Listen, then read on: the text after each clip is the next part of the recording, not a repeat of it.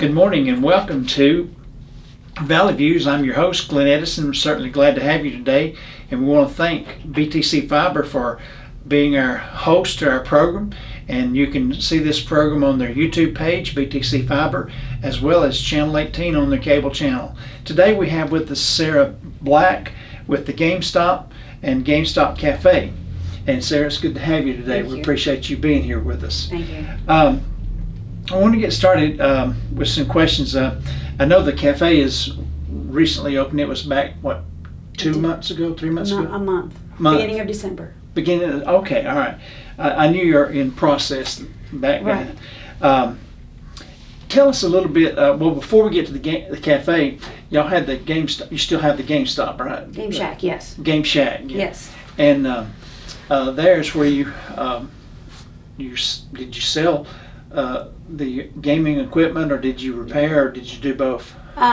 We sold used video games so people could bring them, trade them, and for credit, and then could get another game with it. We bought it not quite 2 years ago from the previous owner. Oh, okay. It's a changing industry right now with everything going digital. Yeah. So the cafe was sort of a way to continue the business and keep current with the digital age that's changing right now. Well, at the cafe, what are your hours for people? Currently they're kind of fluid as we're working out to see how many people want to be in at certain times of the day, but currently they are Monday through Thursday 6:30 to 6, Friday is 6:30 to 9, and Saturday is 8 a.m. to 9. Oh, okay, so you stay pretty busy then. Yes. Time-wise. And what was the whole idea behind having the cafe and opening it up? Well, with everything going digital and the way the valley's changing with the opportunities to get onto fiber, it helped kind of to give a place for everybody to come and game. And not everyone can afford to buy the latest games, which currently recently went up in price again. So we try to have those games there available for them to play up on the upstairs systems, which they can come and pay $5 an hour to play the newest titles instead of spending $70 or more if they don't have the systems. Right. Which are really expensive. Right, it amazes me how much the systems are. Yes, this year, and if you could get your hands on them, they're in the $500 range, but most people have paid more than that because most of the companies have bundled them together and wouldn't let you buy just the system. Right. And you were looking at $700-800 to get a system this year. Yeah, that's a lot of money. It is a lot of money for a lot of people. Yeah. And we couldn't even get them. As a small shop, we were considered too small for them.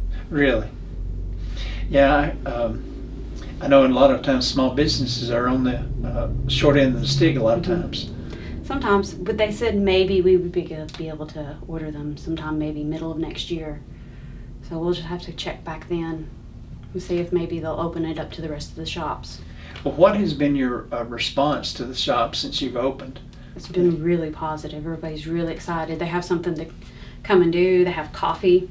A lot of them who are used to driving to Chattanooga for Dunkin' or Starbucks are excited to have something here. Yeah, I know I've heard a lot. Well, I've had some of your coffee too when I talked with your husband the other day. But I know I've heard a lot of people talk about the coffee and so forth, and they've really enjoyed it.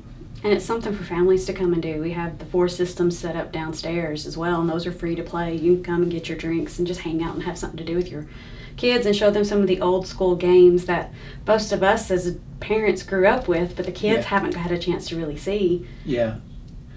Ethan and I were just talking about the old games that we grew up on. Totally different from today. It is. It's really cool to hear the parents sit there with the kids and tell them, this is the game I played when I was your age, and this is the only game we had, and tell them all the cool stories a lot of us have about blowing on the cartridges because you had to make them work. Yeah. And it's just interesting. And a lot of the kids are impressed to see their parents can actually play video games. Yeah. And they think, I guess we're old and just can't do that. Oh, yeah. They always do that. But we were the ones who started it. That's right. We did. I remember Pong when I was growing up. Right. And that was real popular for a long time. Yeah. And then, of course, everything got more animated and changed. The Atari and then the ColecoVision, and then Nintendo just completely changed the landscape when they came out with their first system. Oh yes, my grandson just got a Nintendo Flex. Oh. And Mm-hmm. that was hard to get. Yes, yes. Because they were selling out like crazy. They have been. It's been impressive to see what Nintendo's doing with that new system. Well, on your cafe part, I know you have the coffees. You have, do you have hot chocolate? Did someone Yes. tell me you had hot chocolate? Okay. Yes, hot chocolate. We're fixing to start with teas and smoothies as soon as. We're still looking for a vendor for loose leaf tea. The closest one I found so far is in Wisconsin, and Really? with shipping being kind of iffy at the moment, I Uh-huh. kind of don't want something so far away. Yeah. And I would like to stay in Tennessee as much as possible, which we did with our coffee roaster too. They're in Knoxville, Tennessee. Oh, that's good. So if there's a pinch with shipping, I can get up there fairly quickly and just pick it up. Yeah. And we kind of wanted to be as local as possible anyways. So your numbers have been good about people coming in and Yeah. participating with the game systems and Yes. and the coffee. Yes. And do you offer? I forgot. You offer some small variety of snacks and stuff with you. Yes. Eventually, we will actually have a kitchen certified and can do things on our own. But while we're not, we have prepackaged foods that people can get if they just want something to snack on while they're drinking. We have all kinds of different pastries in the cafe, and then up front there's chips and candy and Cokes, Monsters. Oh, so something they can sip on or snack on while they're playing the games. Oh yeah. Now, do you, maybe I've asked you this already. Yes, sir. Do y'all offer a wide variety of games to sell? Yes. That you sell? We have consoles. We try to keep at least as many retro systems as we can in there. They're getting harder and harder to get our hands on that actually work. But we also take in the broken consoles because we don't want to see them in the landfills. They're not always fixable, but some part on them might be able to be saved and may make another system work down the road.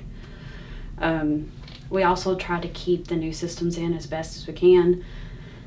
Before COVID, that was easy. Now it's not been so much. Yeah, that's changed everything for everybody. It has.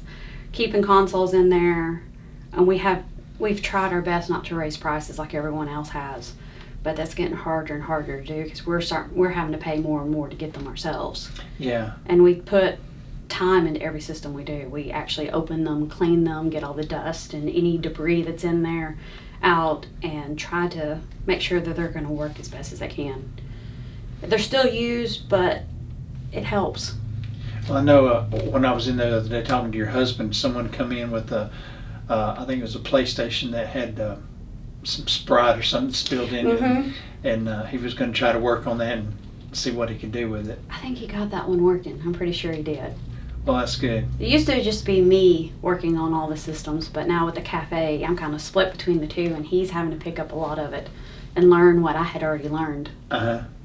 Well, speaking of that, did y'all have like your background and training in some of this as far as the repair? Did y'all just pick that up? Just sort of picked it up, yeah. When we first took over, we hadn't intended on doing repairs, but we got asked so much for it, and we realized that the systems did better if we cleaned them and did the minor repairs ourselves.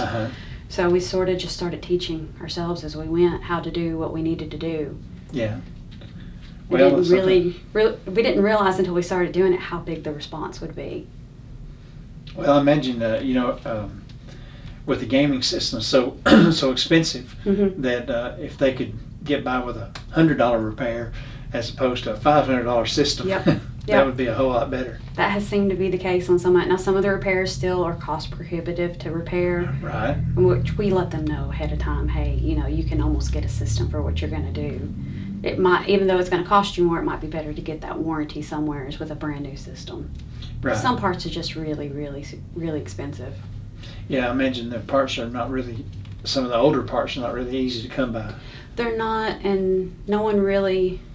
There's some manufacturers out there for some of the retro parts, but not a lot. And a lot of times the parts are salvaged from older systems that someone has taken and broken and just piece parted them out. And some of them are guaranteed to work, some of them aren't. So sometimes you just gotta take a leap of faith and buy them anyways. Well, I know, even like on Amazon and other online places, sometimes they'll say, used. You'll see a reduced price on a computer and you think, wow, that's cheap. And you look and it's, used, Mm-hmm. and it's been refurbished. Mm-hmm. So There's a lot of talented people out there that are really good at doing this, and they do a lot more than what we do. We don't have the setup to do any sorter. We have the machines, we just don't have a place to set the equipment up to do any of that work, which is expensive work to start with. So most of that we refer out. well, you can't do everything, I guess. No, we will get there eventually, just baby steps. Yeah, yeah. Well, where you're at, is do you have the room, or have you been so busy that you've been covered up in your? Most of the time there's enough space. We've had a few times where it was busy enough that people had come and ordered and just left instead of hanging out because there just wasn't enough space there, which has made us actually start wondering where we can stick some more TVs up. Yeah. Oh, I imagine so. So. And that was, how long was that in the process, the planning, when y'all started to plan the cafe? We sort of knew when we purchased the business that we would do this eventually. We just figured it would be several years down the road, and then everything downtown started selling, and so we started to look just because we were worried we wouldn't be able to stay in the downtown area, which is where we wanted to be. And things just sort of worked to have it happen quickly, so we started looking actually during the first lockdown. We kind of looked at the building the first time. Yeah. It had been brought to our attention that the price had dropped on the building a little bit, and I thought, well, we'll just go look and see, not expecting to do anything yet. Yeah. And then everything just ended up falling into place.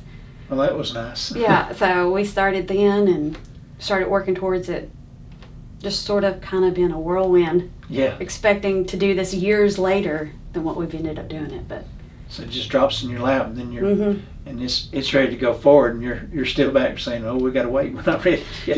Yeah. That was sort of the attitude is, are we ready for this? But we decided to trust that it worked the way it was supposed to and go with it, and it has been amazing. Well, how many employees do you have? Currently, our kids are the only ones working with us. We are looking to actually pick up a couple of really part-time people. Because one of our kids went back to college and the other one's considering it, and our youngest is a senior. But I think we've done a few interviews, so we probably will end up with at least 2 or 3. Yeah. And that will change as the kitchen gets completed. Right. Well, do you have any on the kitchen? You mentioned is that like sandwiches or just something simple, or is it? We'll do some bakery items that go with coffee. Some of the things that we currently carry now will be made in-house from after that. Also, we plan on doing a very scaled menu. So nothing overwhelmingly, nothing really huge. Right. But we will have a huge variety. It will change. We're hopefully daily. We want to change it, do a really small scaled down menu, but something that changes every day. And is posted once a week so everybody can make their plans ahead of time. Hey, I really like what they're serving on Tuesday. Let's go there that day. Or Thursday or Friday. And we want to do a single lunch special just that changes every day, and they'll be the same thing. And then have just a handful of staples that are there all the time. Well, have you had many of the downtown businesses and business owners come around and greet with y'all? They have, yeah. Downtown's become a little bit of a community down there, and we're all trying to be really supportive of each other. Yeah, it's a growing place. Our downtown is growing by leaps and bounds. It is. It's actually amazing to see businesses in these buildings again. And see they're doing well. Yeah. Getting a lot of business. And I like seeing the cars parked downtown. Yeah. It's full down there a lot now. It's nice. Yeah, and I think there's going to be more to come. I think so, yeah.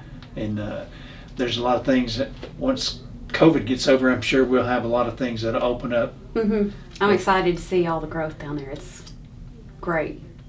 Well, and just below y'all, there's of course the diner and then the yard. Yeah. And so. That's a really unique idea. Yeah. It's really cool. Yeah, and so those are going to actually add to what y'all do, because you're different from what they do. Right, we are. And so that's the whole idea of a good variety of things. It is, yes. And actually, your your store, I guess, has probably been needed for a long time. Because there's not been anything like that around here, and everybody's had to go to Chattanooga or Right. somewhere else to find the games and then be able to find the systems. Yeah, there's Kimball and I'd say Hickson are the closest to here that does anything similar to what we do. And then it's really just buying new and used games. You can buy systems there, but they don't fix them in-house, and they usually send them out. Right. And they don't take broken stuff either like we do. Well, can someone come up to y'all and say, I'm looking for this type of system, and see if y'all can order it or anything like that? Do y'all do that? Or We try as best as we can. Before COVID, it was a little bit easier to find that stuff and guarantee that it would get here. We've had a lot of things go missing this year with the way the mail system's been, and it's because everybody's ordering and they're just overwhelmed. But I'm still waiting for a Christmas gift. yeah, we've had a few things we ordered for the cafe branding wise that haven't shown up yet. And every 2 weeks or so, it might pop up in a different mail location, but it hasn't shown up yet. No, my last account was in Atlanta. Kind of just got to go with it. Yeah. And hope it shows up eventually. Yes. Do you have anything that you'd like to add to what we've not said? Anything that you'd like to bring up? We still have some growing stuff going on there at the cafe because it's not completely finished. The kitchen isn't the only thing completely finished yet. We also have a room upstairs that will be more for private parties, things that you could come and do birthday parties. We also want it to be something that if you play D&D or Magic, that you could go up there and use that room for a fee. They have plans they're working on to build a custom table for the D&D groups that have mapping built in digitally, which will be really nice. I would like to put a TV and a console in there as well, so that way if anyone wants to do tournaments privately, something they organize and host themselves, they have a place to go that's separate from the rest of the cafe, and they wouldn't be disturbed if they didn't want to have customers walking in between them. Right. But they can come in now and play too. They're welcome to use any of the tables to sit and play D&D or Magic in the open. That'd be good. And you mentioned tournaments. That would bring people in as well. We would love to get back to doing them ourselves, but with COVID, we've kind of just put brakes on it for a little bit. But we have a chess table, and the tables and dominoes set up on a table. So there's also stuff for people who just want a board tabletop game. We're planning on adding cards in there at some point so people can just check them out and go sit and play. And that'd be good. Gives other alternatives for other people, and even different age groups. Right. That want to come in there and just sit down and have a cup of coffee and maybe play a card game or something. Right. Yeah. We also are holding on to the other building across the street. We're hoping to put a coin-operated arcade in it in the future. Oh, okay. We already picked up pool tables for over there, but we're going to start that after we finish the cafe, all the stuff at the cafe. Yeah. And then we'll go over there and work on that. Right now we're just using it for storage. Yeah. Well, that'd bring definitely some business, things like. And so everybody just needs to give you a little patience. Be patient with y'all. Oh, yeah. And, we're still a work in progress, but we're making progress, getting there. Well, and too, if you go to the tournament routes, that would bring in people from out of town, possibly, and where they can spend their money here and then go on. Right. Yeah. We're hoping that we're going to start organizing them ourselves.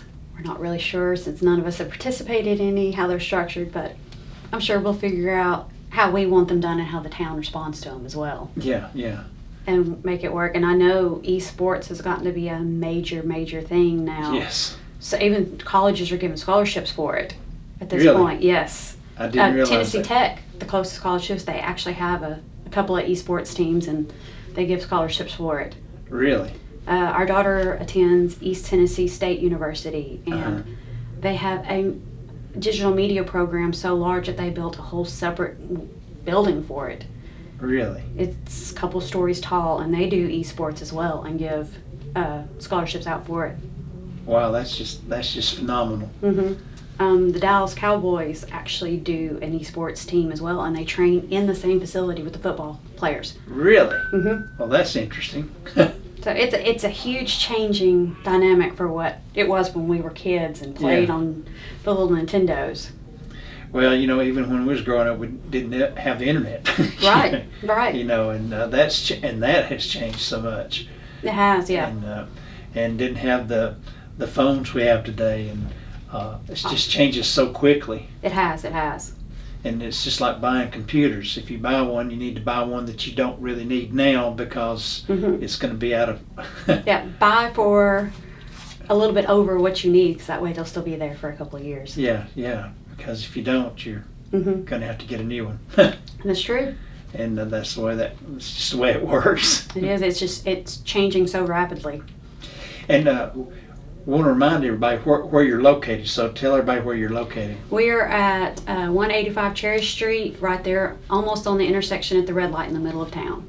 And that's the old Blue Orchid Bistro, yep. Blue Orchid Bistro building. So if you get a chance, get down there and see them. They're great folks, and it's a great place to go, and you'll have a good time. I can rest assured of that, because even if you just want to go and talk, I'm sure they'll sit down and talk with you if they have time, and be a great time. So, well, Sarah, we appreciate having you today, and appreciate your time coming with us and being with us, and we hope that, we know it'll grow, especially when COVID gets going. You're right. So we appreciate that. Thank you for having me. Well, thank you. And folks, again, remind you that you can see us on BTC Fiber's YouTube page and Channel 18. So with that, we'll conclude and hope you have a good day. Brought to you by Bledsoe Telephone Cooperative, your full-service telecommunications provider right here in the Sequatchie Valley.